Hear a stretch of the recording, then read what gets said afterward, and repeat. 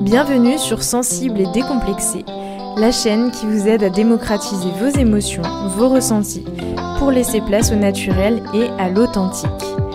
Je me présente, je suis Julia Bouchinet, je suis thérapeute et je pratique la psychothérapie intégrative.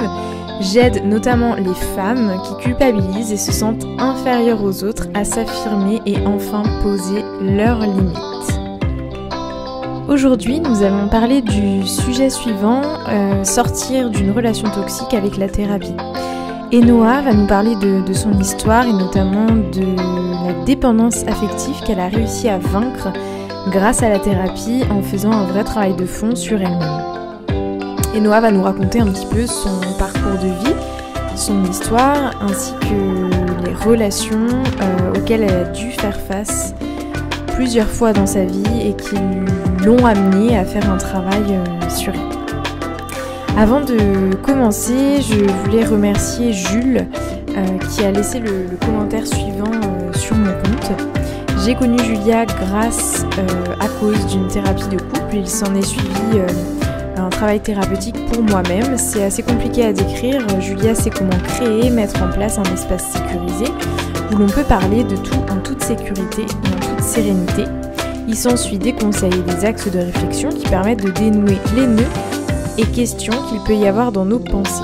Et surtout comprendre comment notre passé, histoire, traité comme des faits et sans aucun jugement de sa part, peut ou peuvent avoir impacté notre état et réflexion et problèmes d'aujourd'hui. Le mieux est d'essayer, vous allez vite comprendre la différence et l'efficacité de la méthode. Merci beaucoup Jules. Aujourd'hui, je n'ai pas de recommandations particulières à vous faire par rapport à ce sujet, mais si jamais je pense à des livres, je vous mettrai tout en bio. Pour terminer, vous retrouvez les notes de ce podcast sur www.créertarealité.com, tout attaché et sans accent. Si vous en avez envie, vous pouvez aussi réserver votre appel découverte offert de 30 minutes. Ça nous permettra de définir ensemble quels sont vos besoins. Je vous amène du coup à écouter l'interview de Enoa et bien sûr à laisser des commentaires si vous avez envie de partager. Donc, bonjour Enoa, aujourd'hui on vous reçoit sur le compte pour parler de relations toxiques et notamment aussi de dépendance affective. Donc peut-être pour commencer, est-ce que vous pouvez vous présenter à nous et nous expliquer brièvement pour commencer votre expérience par rapport aux relations toxiques? Oui, alors bonjour, déjà merci de me recevoir. Alors moi c'est Enoa, j'ai 20 ans et j'ai j'ai vécu plusieurs relations toxiques et du coup je suis là pour en parler aujourd'hui. Alors là je suis sortie d'une relation toxique dernièrement et donc ça a commencé il y a bientôt 9 mois maintenant pour ma deuxième relation toxique. Ça a été la plus dure mentalement. Avant ça, j'en avais subi une autre pendant 4 ans et je ne connaissais que ça. Donc, en fait, c'est pour ça que je refaisais à chaque fois le même schéma. La dernière, ça a été la plus dure mentalement et physiquement car ça a été celle où j'ai subi le plus de violences psychologiques et physiques. Et voilà. Merci beaucoup déjà pour ces premières informations. C'est très courageux en fait de parler, de libérer la parole à ce sujet et je pense que ça pourra aider de nombreuses personnes. Cette chaîne, on s'adresse surtout aux femmes très sensibles qui du coup peuvent attirer des personnes qui abusent de cette gentillesse, de cette générosité, de ces belles qualités. Et qui, par culpabilité, peuvent rester dans des situations terribles. C'est exactement ça, en fait, c'est la culpabilité qui joue beaucoup lors de ce genre de relation. Et c'est très dur d'en parler, et même de faire le premier pas pour en sortir, c'est dur. Et c'est pour ça que j'ai envie aujourd'hui de raconter mon histoire et surtout d'aider les femmes à faire le premier pas, quoi. Peut-être, avant de rentrer dans le détail de chaque relation, est-ce que vous pourriez nous expliquer ce que c'est qu'une relation toxique selon vous? Alors, selon moi, une relation toxique, c'est une relation où il n'y a pas de respect mutuel déjà. Euh, où vous allez respecter la personne, mais elle en face, ça va être tout le contraire. Déjà de base, où dans les paroles, elle va pouvoir être blessante ou même insultante. Elle va vous insulter, elle va vous dénigrer. Ça, pour moi, déjà, c'est quelqu'un qui vous dénigre, c'est pas quelqu'un qui vous respecte. Donc voilà, déjà, il y a du manque de respect. Il y a quoi encore? La communication. Il n'y a pas de communication. Ça va être très dur d'avoir un dialogue avec ce genre de personnes si vous voulez essayer de leur faire part de vos peurs, de vos sensibilités, etc. Ça va être toujours vous le problème. Eux, ils vont jamais se remettre en question. Il peut y avoir aussi des violences, hein, que ce soit de la violence physique ou psychologique, hein, parce qu'ils jouent vraiment sur nos émotions. Eux, ils nous manipulent, quoi. Il y a de la manipulation, voilà. Et ouais, je pense pour moi, ça, c'est les points clés d'une relation toxique, hein. Ok. Ok. Est-ce que peut-être vous souhaitez nous parler de vos différentes relations, peut-être toxiques? Là, on est plus sur le plan, sur la sphère amoureuse. L'idée, c'est là peut-être de se centrer sur vos différentes relations amoureuses toxiques. Est-ce que vous pouvez nous en parler peut-être plus en détail? Oui, bien sûr. Alors moi, ma première relation toxique, je l'ai vécue assez jeune parce que c'était mon premier amour, entre guillemets. Je me suis mis avec, je crois, quand j'avais peut-être 14 ans. Il était plus âgé que moi de 4 ans déjà, en fait. Donc j'avais 14, j'avais à peu près 18. Et en fait, ça s'est très vite... ça a très vite tourné au drame. Déjà, il voulait tout le temps avoir le contrôle sur moi. Et moi, c'est vrai que vu que je n'avais pas eu de repères étant plus jeune, hein, parce que ça commence de là à peu près, hein, tous les troubles qu'on peut avoir. En fait, j'ai pas eu de repères paternels, ni même une relation familiale fixe ou stable. Ça a toujours été très compliqué avec ma mère. Du coup, c'est vrai que en lui, je retrouvais en fait un peu ce côté paternel ou qui voulait prendre les décisions, voilà, cette figure-là. Mais c'est vrai qu'en fait, il a été trop imposant. C'est-à-dire que moi, je n'avais surtout pas le droit de donner mon avis ou de dire quoi que ce soit. En fait, c'était lui qui décidait et si même ça allait pas, il fallait que ce soit comme ça. Et par la suite, en fait, il s'est montré très jaloux, très possessif.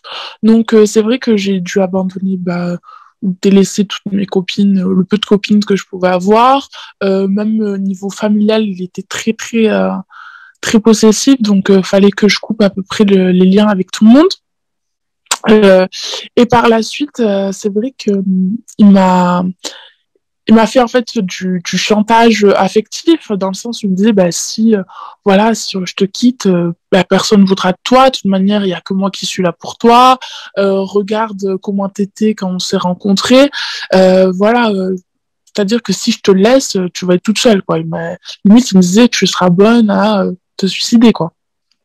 C'était des mots très très forts qu'il pouvait avoir et c'est vrai que moi ça me mettait encore plus mal que je l'étais déjà parce que c'est déjà dur quand on veut quitter ce genre de personnes-là et c'est très dur de faire face à ce genre de propos-là parce qu'au final, tu sais que toi, oui, t'es seule parce que du coup, à cause de lui, t'as dû quitter ta famille, t'as dû quitter tes amis, mais et lui, en fait, il fait ça pour que je reste avec lui au final.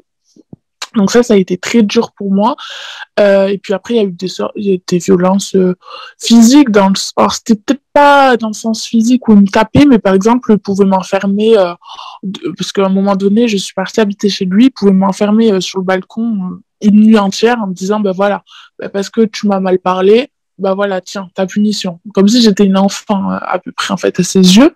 Euh, ou alors, il pouvait me mettre à la porte et me dire voilà, rentre chez toi. J'étais à peu près à 200 kilomètres de ma mère, donc c'était très difficile pour moi de rentrer chez moi, sachant que je n'avais pas d'argent, pas d'affaires. Voilà, c'était du chantage comme ça qui me faisait, vu qu'il voyait que moi j'avais aucun moyen de défense, c'était très difficile pour moi de partir jusqu'au jour où au final c'est lui il m'a mis à la porte, il me l'a redit cette phrase, il m'a dit, ben, rentre chez ta mère. Et j'ai vraiment pris cette phrase au sérieux, c'est-à-dire que je lui ai dit, ouvre-moi la porte, j'ai fait une valise, j'ai mis le maximum d'affaires et j'ai pris ma carte bancaire et je suis partie. Je suis partie, j'ai pris mon téléphone et le premier taxi, le premier train et je suis rentrée chez, chez ma mère à 200 km de là. Et c'est vrai que ça a été très dur pour moi, mais finalement, quand j'étais dans le train, j'ai eu comme le sentiment de délivrance, de me dire, il est loin de moi, ça y est, c'est fini. Euh, et c'est vrai que si peut-être lui, il m'aurait peut-être pas dit cette phrase-là, je pense pas que j'aurais eu le courage au début de le quitter, en fait, de faire ce pas-là. Et une fois que je suis partie, je suis jamais revenue. Mais après, il y a eu une sorte de harcèlement venant de sa part. Hein. Il faisait 200 km presque tous les jours pour me voir. Il venait en bas de chez ma mère. Voilà, pour me dire, mais pourquoi tu m'as fait ça? Et c'était moi la fautive, du coup. Dans ce cas-là, c'était moi. C'est moi qui l'ai quitté. C'est moi qui lui ai fait du mal. Lui, il a tout subi pendant 4 années où on était ensemble. Pour lui, c'est lui qui a tout subi. Il a vraiment retourné la situation pour me faire culpabiliser, pardon. Mais pour moi, là, c'était trop tard. J'avais ouvert les yeux sur son jeu, sur sa manipulation, au final. Et le pire en tout ça, c'est que j'avais vraiment l'impression que pour lui, il n'était pas dans ça, pas dans la manipulation, et que c'était vraiment moi la fautive. Et c'est là où il faut être plus forte qu'eux parce qu'il faut pas se relaisser à m'adouer, en fait. Et après ça, voilà, j'ai coupé tout contact avec lui, je l'ai bloqué de partout. Et au final, quand il a trouvé une nouvelle proie, il s'est remis en couple et moi, il m'a laissé tranquille jusqu'à maintenant. Enfin, j'ai plus jamais une nouvelle. Du coup, après ça, c'est vrai que moi, je suis restée un petit moment célibataire parce qu'il faut du temps pour s'en remettre. C'est très compliqué mentalement, en fait. Mais je pense que peut-être 8 mois plus tard, j'ai re-rencontré quelqu'un. Du coup, là, ça a été ma deuxième relation toxique et la dernière. Hein. Et par contre, la première ne m'avait pas servi de leçon, enfin, j'ai l'impression. C'est-à-dire que je suis retournée dans le même type d'homme, le même genre, etc. Mais je pense que c'est parce que j'avais pas vraiment ouvert les yeux sur mes mots, mes propres mots. Mais pourquoi en fait je retournais vers le même type d'homme, etc. Et je pense que c'est parce qu'en fait on a des souffrances qui viennent d'avant ça, et pour régler ça et pour éviter de retourner vers même type d'homme, ben, il faut régler nos propres nos propres souffrances en fait. Et du coup je suis retournée vers un homme pareil, très narcissique, très très très manipulateur. Alors au début c'était on va dire que tout beau tout rose, ça a duré 2 semaines. À peine 2 semaines après notre mise en relation, c'est j'ai découvert déjà des mensonges en fait. Il me mentait. C'était un menteur né. Il ne pouvait pas s'arrêter de mentir. Euh, il me mentait. Il parlait avec plein d'autres filles dans mon dos. C'était horrible. Et quand moi, je prenais son téléphone pour fouiller, hein, chose qui n'est pas bien, mais des fois, t'as besoin de ça en fait. Je sais qu'un jour, il dormait à côté de moi. J'ai fouillé son téléphone. Et en fait, il s'est réveillé pendant que je fouillais. Et du coup, bah, c'est là où j'ai pu lui dire, bah voilà, hein, explique-moi ça. En fait, j'ai découvert une conversation avec une fille, une conversation très très très comment dire, très chaude, on va dire, hein, voilà. Et puis il me dit, bah si t'aurais pas fouillé, t'aurais pas trouvé. Donc en gros, là, il remet la faute sur moi. Et du coup, il arrive à me faire culpabiliser. C'est-à-dire qu'il avait un très très fort caractère et un très bon sens de la manipulation parce que à chaque fois il arrivait à retourner la situation et c'est moi qui culpabilisais et j'arrivais à m'excuser. Ah ben désolé, c'est vrai, t'as raison, j'aurais pas dû fouiller, mais j'aurais pas trouvé ça, c'est ma faute. Et c'était tout le temps ma faute. Du coup, tout le temps, je disais pardon, alors qu'au final, j'étais vraiment pas fautive. C'était lui le méchant dans l'histoire, quoi. Enfin, le méchant, le fautif, quoi, au final. Et du coup, voilà, en fait, cette relation-là, elle a été très dure parce qu'il a joué de moi psychologiquement. Il me faisait du chantage sur n'importe quelle chose qu'il pouvait avoir de moi. Ça a été très, très dur. Et encore, à l'heure d'aujourd'hui, c'est dur parce qu'il ne veut pas me laisser. Je sais qu'il me fait du chantage avec des photos qu'il peut avoir de moi compromettantes, hein, des photos, voilà. Et, Et c'est très dur parce que lui, il ne veut pas me laisser tranquille. Il arrive à me contacter par n'importe quel moyen, hein, que ce soit par numéro de téléphone, par les réseaux sociaux, par le biais d'une personne qu'on peut connaître en commun. Euh, et c'est dur, sauf que en fait, moi, j'ai réussi à avoir, alors, peut-être pas emprise sur lui, mais j'arrive en fait à ne pas retourner vers lui, à ne pas me laisser remanipuler. Et c'est ça, en fait, ça c'est le plus dur. C'est une fois que t'es parti, il ne faut pas revenir. Faut pas, même quand lui, il a beau te dire oui, je vais changer, oui, non, je manipule plus, non, je ne joue plus avec toi, oui, je suis fidèle, oui, ceci, oui, cela. En fait, non. Il faut se rappeler tout ce qu'il a fait avant, tout ce qu'il a fait endurer, que ce soit les violences psychologiques, les violences physiques, les insultes, tout ça, en fait, il faut tout se rappeler et il ne faut surtout pas y retourner. C'est très dur de mettre un point final, mais il faut le faire. Merci beaucoup pour ces deux témoignages qui sont assez poignants et assez révélateurs, hein, de ce que vous avez vécu. Je vais rebondir, moi, sur une analyse, en fait, de ce que vous dites, peut-être pour offrir aux personnes le côté psychologique, en fait, du comportement de ces personnes. La première chose que je vois, et je reprends l'exemple du balcon, hein, quand il vous a enfermé, ça, c'est ce qu'on appelle du chantage affectif. Voilà, tu as fait ça, donc voilà ta punition, voilà ce que tu vas payer pour ce que tu as fait. Et par culpabilité, comment réagir? Parce que en fait, s'il y avait plus de peur et de culpabilité, l'autre ne pourrait rien faire. Donc là, à partir de ce moment-là, il utilise le chantage pour vous humilier, pour vous rabaisser et pour vous faire perdre vos moyens. On voit bien cette emprise, hein, parce que vous avez dit, voilà, maintenant que j'avais coupé avec ma famille, mes amis, il y avait exclusivement lui dans ma vie. Donc, cette emprise, il faut bien comprendre que l'emprise, ça repose sur deux critères majoritaires, mais bon, on pourrait en définir de nombreux autres.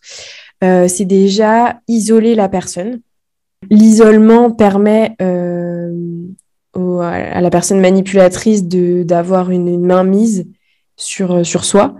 Donc déjà, isolement. Et en général, très régulièrement, c'est la couper d'une source d'approvisionnement financier, la couper de son travail. Moi, je travaillais plus. Et voilà, en lui faisant miroiter que il va lui apporter une vie magnifique, qu'ensemble, vous allez faire telle expérience, que ça va être génial, que vous allez être dans un paradis. C'est un peu envoyer un fantasme pleine tête à une personne qui, du coup, à ce moment-là, le croit, parce que malheureusement, on verra après que c'est pas juste parfois de la manipulation, ça va même beaucoup plus loin et que ça vient effectivement combler des failles qui sont énormes en fait chez un individu. Ouais, c'est ça. Dans l'emprise, ce qu'il faut vraiment comprendre, donc le côté isolement et le côté je te fais miroiter ce que je veux, déjà la personne y croit. Donc, c'est ça qui est le plus dommageable. La personne manipulatrice, donc là, dans votre cas, cet homme manipulateur, il croyait. Hein. Il y croit dur comme fer. Ah oui. C'est là qu'on voit que c'est un psychisme qui est malade, en fait. Hein, qu'il y a vraiment quelque chose qui tourne pas rond et que le développement, en fait, psychique n'a pas été terminé. Et vous, en fait, de votre côté, dans votre histoire de vie, que ce soit vous ou toutes les personnes qui se font manipuler ou qui sont sous emprise, en fait, la faille, c'est d'avoir un grand besoin d'être rassuré. Et en fait, souvent, les victimes de manipulateurs sont dans des familles où il n'y a pas de communication. Soit la famille a éclaté, que le squelette familial n'a pas pu être suffisamment sécurisant, donc des parents divorcés, une mère absente, un père absent, enfin vraiment un schéma qui n'est pas du tout idéal pour le développement de l'enfant. Donc il y a déjà des manques à ce niveau-là. Et en plus, un manque de communication au sein de la famille. C'est-à-dire que par exemple, si la personne a été élevée que par sa mère ou que par son père, peut-être entre les deux individus, soit il y a une très très grande fusion, parfois sans communication, soit pas de communication, pas de fusion, et du coup l'enfant n'a pas eu l'habitude d'être rassuré par les paroles. Et donc, quand il y a cet homme, la manipulateur, qui vient et qui, même avec des insultes, même avec des humiliations, même avec un schéma terrible de communication, arrive à faire croire à la personne que c'est quand même mieux ça que rien.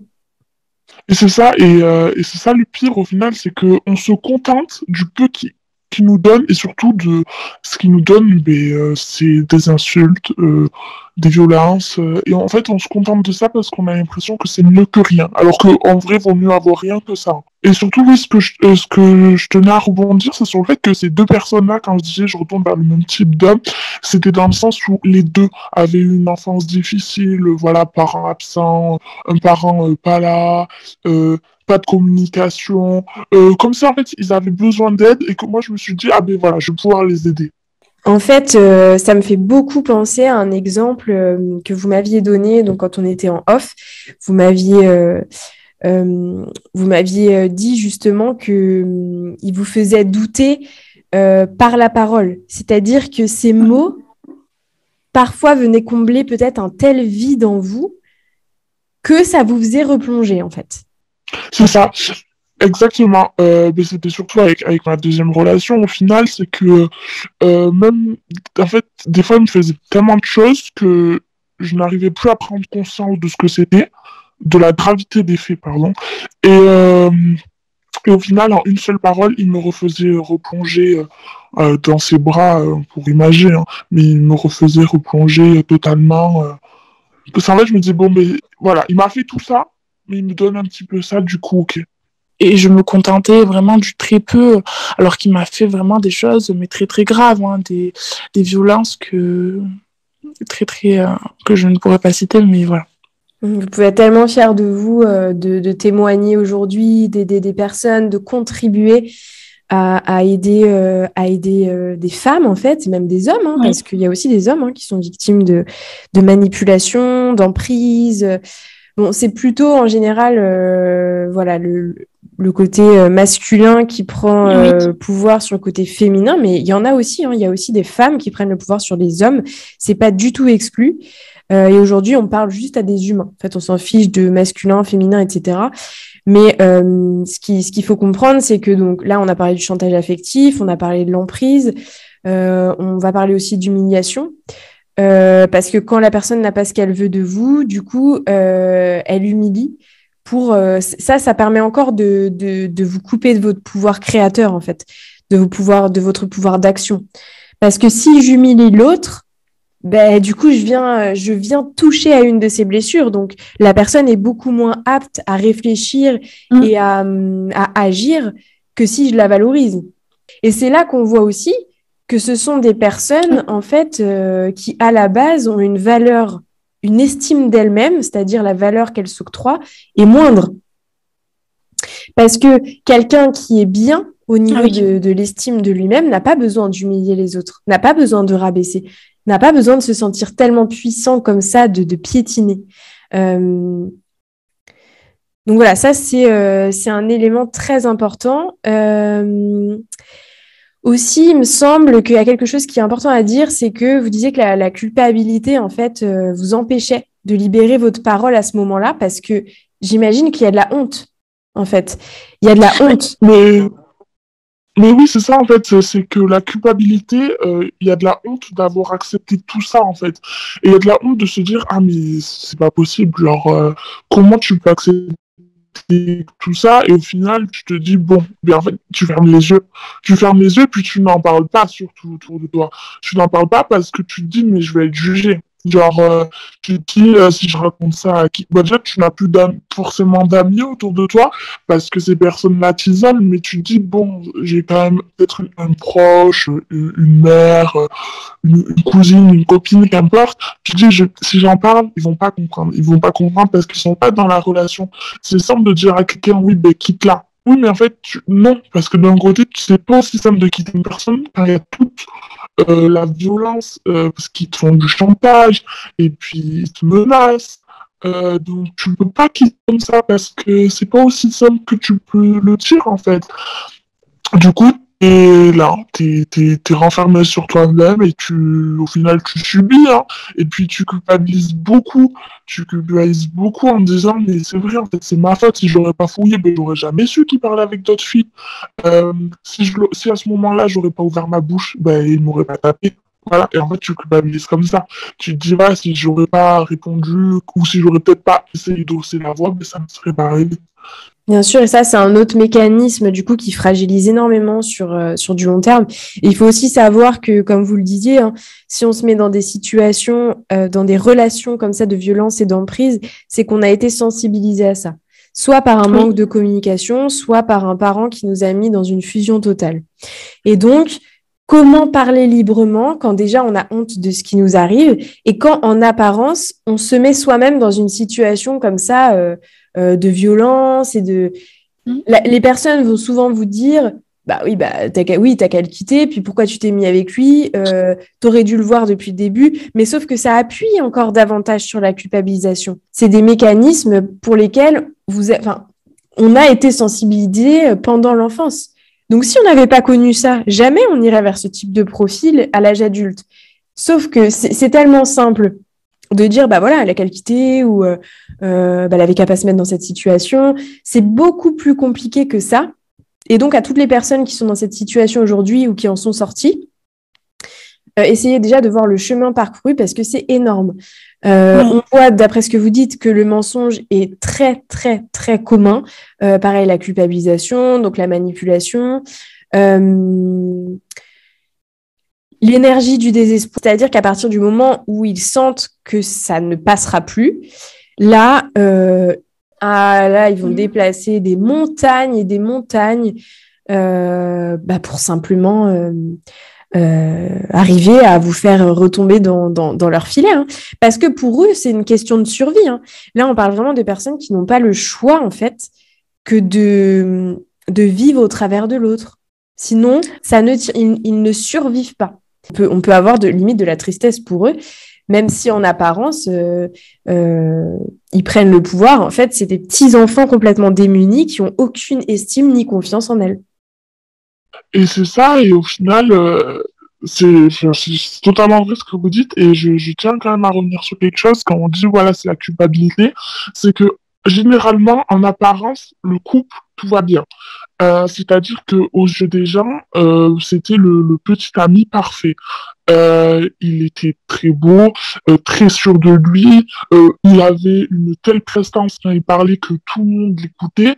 C'est-à-dire que c'était le petit ami, mais vraiment idéal. Personne ne se douterait du calvaire qu'il peut faire en fait.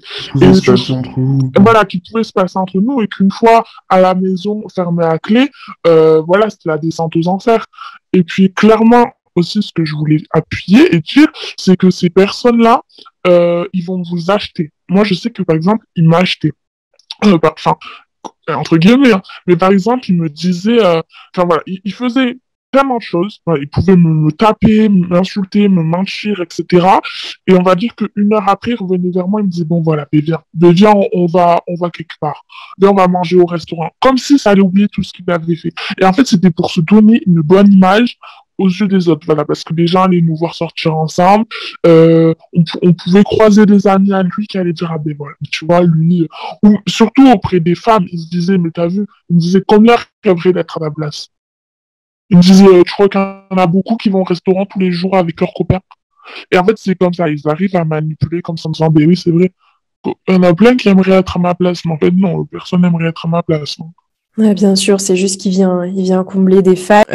Ça ne va pas se finir, je ne vais pas te laisser partir comme ça se finira quand moi je l'aurai décidé. Donc là, on voit bien la domination, hein. Dominant, le côté... vous avez utilisé un terme tout à l'heure dont je me souviens plus, mais il n'y a que toi qui me connais aussi bien. Ça, c'est pareil, c'est une des phrases vraiment typiques de la manipulation. Oui. Il vous met sur un piédestal, il vous valorise. C'est ce qu'on appelle un peu la caresse et la claque, quoi. Je te caresse d'un côté, puis je te mets une grosse tarte de l'autre. Oublie, tu te perds en fait. C'est vraiment ce côté ambivalent. À la fois des actes qui peuvent paraître être de l'amour, et à la fois des claques. Tu sais bien que notre amour est si fort qu'on s'aime à la folie. Mais c'est des paroles qu'il a pu avoir, puis même encore au jour d'aujourd'hui, hein, parce que comme je le dis, hein, il n'arrête pas, il essaye encore de me ramadouer, etc. Mais là encore, il avait encore des propos dans le sens où voilà, on s'aime. Tu sais que je t'aime, tu sais que notre amour, il est plus fort que tout. Je ne te quitterai pas tant que je l'aurais pas décidé. En fait, c'était ben hop, quand j'aurais plus besoin de toi, ben tu dégageras. Mais là, il est vraiment plus, comme on l'a dit hein, dans de nombreuses séances, là maintenant, il est dans la violence totale et puis il essaye tant bien que mal, vu qu'il voit en fait qu'il a plus d'emprise envers moi. Ça a été très dur qu'il n'en ait plus, hein, parce que pendant longtemps, j'ai essayé de couper les ponts, de partir, mais je n'y arrivais pas. Mais maintenant, c'est fini, je ne retourne pas vers lui. Et il le voit, et du coup, là, il me menace avec des centaines de choses. Et puis, il est vraiment très, très violent et virulent dans ses propos. Hein. Là, vous vivez actuellement du harcèlement moral et physique. Ça va très très loin. Là, on écoute Enoa aujourd'hui, mais qui a vraiment décidé de témoigner pour contribuer. Mais ce qui se cache derrière est quand même très très très violent.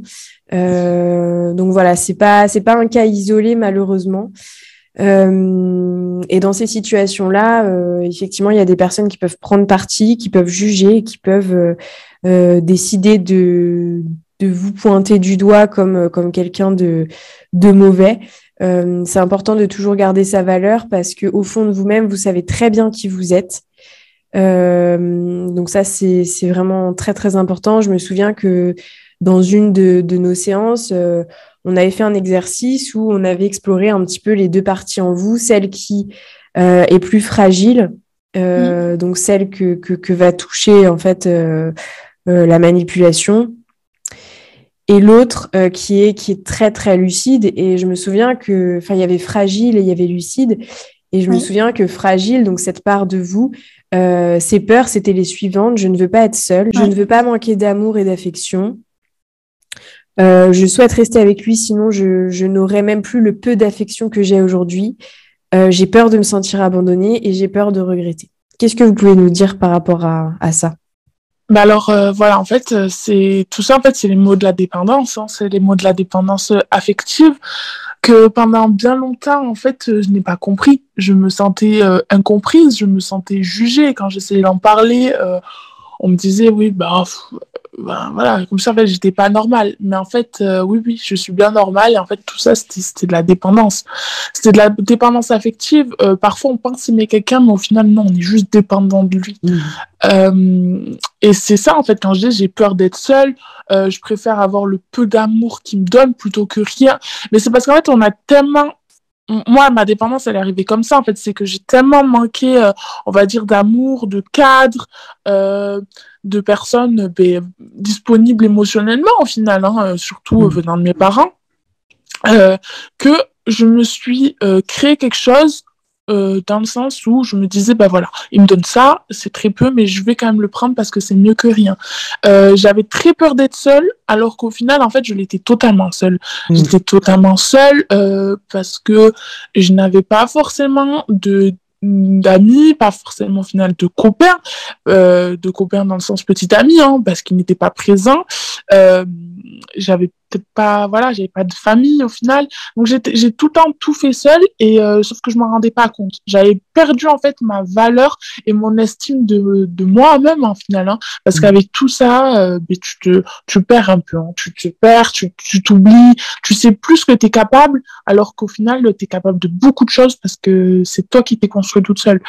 Et c'est vrai que moi, ça c'était la dépendance affective, ça a été très dur parce que je me suis dit mais comment je vais arriver à m'en sortir, parce que en fait dépendant, c'est très dur, il faut comprendre en fait d'où ça vient, et pour régler ça, il faut que tu règles tes soucis de base, parce que tu ne peux pas t'aimer à toi-même enfin tu peux pas aimer quelqu'un si tu t'aimes pas à toi-même de base.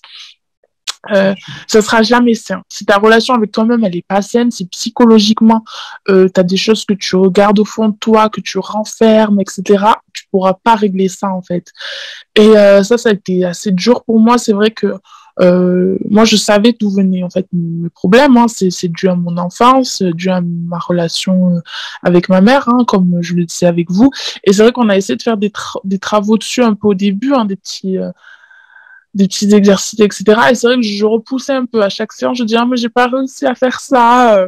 Et jusqu'au jour où, voilà, en fait, tu t'es obligé. T'es obligé parce que pour aller de l'avant, ben, faut que tu soignes tout ça. Et, euh, et au jour d'aujourd'hui, oui. Alors, la dépendance affective, ça fait encore un peu partie de ma vie. Parce que c'est vrai qu'à certains moments, je me dis, oui, bon, voilà. Par exemple, ben, voilà. Moi, c'est vrai que j'étais quelqu'un, dès que je quittais une personne ou dès que j'étais plus en relation, il fallait obligatoirement que je parle avec plein de gens après pour combler ce manque-là, en fait. Pour me dire, bah, il y a encore des gens qui me donnent de l'attention, pardon. Ça va, en fait. Mais maintenant, j'arrive beaucoup à travailler sur ça et à aller de l'avant et à me dire qu'en fait, non, je connais ma valeur, je sais ce que je vaux, je suis forte, je me suis fait seule, donc j'ai pas besoin, en fait, de me contenter du minimum, ni d'aller manger l'amour de quelqu'un, en fait. Et du coup, est-ce que vous pouvez nous dire ce que vous a apporté la thérapie, le suivi thérapeutique Ah, mais je vous remercierai, mais jamais assez pour tout ce que vous avez fait pour moi. Enfin, c'est peut-être bête de dire ça comme ça, mais moi, ça m'a tellement aidé. Ça m'a tellement aidé à partir du jour où on a eu notre premier appel ensemble. Je m'en souviendrai, je pense, toujours. Hein. Mais ça a été un premier pas. Le premier pas de la libération, de la délivrance et surtout des réponses à mes questions. Oui. Parce que, comme je vous l'avais dit, hein, j'ai fait pendant de nombreuses années des psychologues, tout. Mais j'étais toujours incomprise. Ils me disaient, ça va pas, vous êtes jeune, il y a pire. Voilà. Dans le sens où, au final, ce que je vis, tu sais, ils nous comparent à d'autres. Ouais, mais voilà, bah, ce que vous vivez, c'est rien comparé à telle personne. Alors que, en fait, oui, mais là, je suis moi face à mes problèmes. Donc, en fait, même si la personne à côté vit pire, moi, j'ai l'impression que je vais m'effondrer, tu vois. Donc, j'ai besoin d'aide, j'ai pas besoin que tu me dises ça. Donc, ça a été très dur. Et en fait, déjà, c'est dur de faire un premier pas et de prendre rendez-vous et de tenir son rendez-vous. Parce que moi, c'est vrai que je pouvais prendre rendez-vous et annuler 5 minutes avant. Parce que je me sentais pas capable, en fait. C'est très dur pour moi de me livrer, voilà, de prendre conscience de ce qui se passait. Et c'est vrai qu'au final, ma thérapie avec vous, enfin, vous tout court, ça a été, mais waouh, quoi. Et je suis fière parce que je vois les efforts que je fais, je vois l'avancée que je prends, des choses que je pensais même pas être capable de faire. Et au final, de parler avec vous, ça m'a ouvert les yeux. Il y a plein de choses maintenant que je fais et je me dis, mais ça, c'est merci à moi et puis merci à vous, quoi. Et puis, je compte pas arrêter, quoi. Chaque semaine, je me dis, bah voilà, je vais pouvoir me livrer, me confier et surtout avoir des réponses à mes questions. Et en fait, c'est aussi un moyen de pas se sentir seule et de se sentir, en fait, comprise. Oui, et on voit vraiment, vous, dans votre histoire, que ça a pris très peu de temps. En fait, il a fallu 3 séances pour que vous quittiez cette personne. C'est assez impressionnant comme vous avez été vite dans votre évolution. Et moi, je me souviens de ces paroles. Hein. Je me souviens, voilà, il essaye de contacter des personnes qu'on peut avoir en commun. Je suis contente de réussir à tenir. Je me sens libérée. Tant mieux de ne plus avoir contact avec lui. Il veut toujours garder la main mise sur moi. Je me rends compte de son personnage et de ses traits de caractère. Et tout ça, vous pouvez être fiers de vous parce que c'est vraiment vous, en fait. Et à un moment donné, vous avez switché. Et le fait d'en parler, effectivement, et de se sentir peut-être comprise et prise en charge par une personne, ça vous a donné cette force, en fait, j'ai l'impression d'acter les choses. Mais ça m'a encouragée, oui. Ouais. Ok, vous, c'est ça vous a encouragé. D'accord. Ouais. Et il y a cette information qu'on peut vraiment donner aussi aux personnes qui écoutent cette vidéo, c'est que même si vous êtes en thérapie, même si vous avez conscience, et ben des fois, il peut réussir par son comportement à reprendre contact et à faire flancher. Et ça, est-ce que vous pourriez donner des conseils pour les personnes qui retombent, qui replongent malgré des efforts entrepris? Ça vous avait pris votre énergie et vous étiez retombé dans quelque chose de l'ordre de la prise de pouvoir de sa part. Comment vous pouvez aider? C'est ça, mais c'est totalement, au final, ça, parce que c'est vrai que même malgré une thérapie, même malgré les efforts qu'on puisse faire, etc., ils arrivent parfois à nous refaire flancher au final. Et en fait, faut pas s'en vouloir. Faut pas oublier tous les efforts qu'on a fait jusqu'ici. Et c'est pas parce qu'ils arrivent à reprendre contact avec nous ou parce qu'ils arrivent à nous manipuler que au final tout ce qu'on a fait ça vaut rien. Il faut pas avoir peur d'en parler avec son thérapeute, hein, comme on disait ensemble. Faut surtout pas avoir honte. C'est normal. On est humain, donc ça arrive à tout le monde. Et au final, les conseils que je peux donner, c'est n'ayez pas honte. Faut en parler. Il faut surtout, en fait, le conseil que je peux donner, c'est se rappeler de tout ce qu'ils vous ont fait, tout le mal que vous avez subi, tout ce que vous avez, en fait, depuis le début accumulé au fond de vous, hein, parce que c'est de la souffrance. Hein, et faut se rappeler de ça. Et surtout, pour se dire je n'y retourne pas parce que je ne veux pas repartir là-dedans, je ne veux pas revivre ça.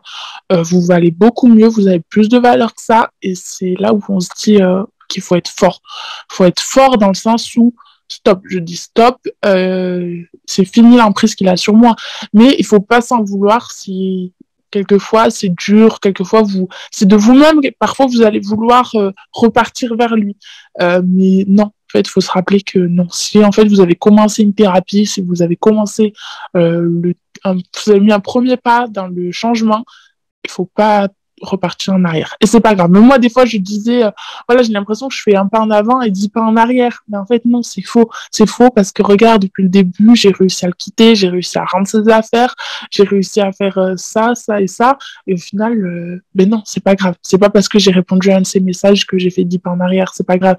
Et c'est juste que je me disais ça et après avoir parce que j'avais reparlé avec lui, je me sentais vidée, je me sentais en fait mal dans un mal-être et comme me l'avait dit Julien, en fait c'est les vampires énergétiques qui vont vous prendre mais toute votre énergie, c'est horrible et je me dis mais non en fait je veux plus être comme ça dans un mal-être, je me sens fatiguée, lassée, plus goût à rien. Non, je me dis non, j'ai envie d'être la moi de moi en fait, la normale quoi, joyeuse, tout le temps le sourire et pas celle qui est fatiguée, qui a plus envie de rien. Du coup, voilà. Bah, merci beaucoup pour ce témoignage. Je pense que vous l'aurez compris, et Noah n'est pas du tout un cas isolé. Non. De harcèlement moral, physique, psychique, émotionnel, de violence aussi invisible, de violence visible.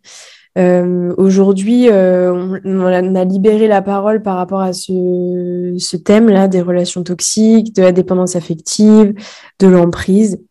Nous, ce qu'on vous recommande, c'est bien sûr de mettre des commentaires, de témoignages, ou même anonymement, ou en nous contactant directement. Si jamais c'est pas à nous que vous avez besoin de parler à des associations anti-harcèlement, associations de violences conjugales. Il faut vraiment comprendre que les violences invisibles sont très présentes et que ça met notre cerveau en danger de mort psychique. Ce que vous fait croire la personne par ses faits, par ses paroles, pardon, n'est pas du tout ce que cette personne met en place dans la réalité. Pour une relation durable, il est toujours préférable de regarder les faits et de ne pas écouter les paroles parce qu'on peut dire beaucoup de choses et faire l'inverse. Si on vous frappe et qu'on vous dit « t'es belle », bah, vous croirez au « t'es belle » et vous oublierez la claque, la frappe, la souffrance. Donc c'est important vraiment de prendre en compte tous ces mécanismes et d'en parler, de se libérer, d'aller vers quelqu'un en qui vous pouvez avoir confiance, qui vous jugera pas, qui vous écoutera et qui vous aidera à vous en sortir.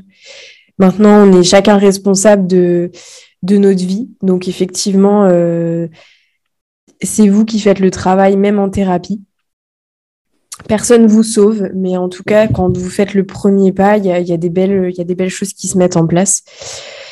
Donc, est-ce que vous avez autre chose à nous dire pour terminer, Noah ?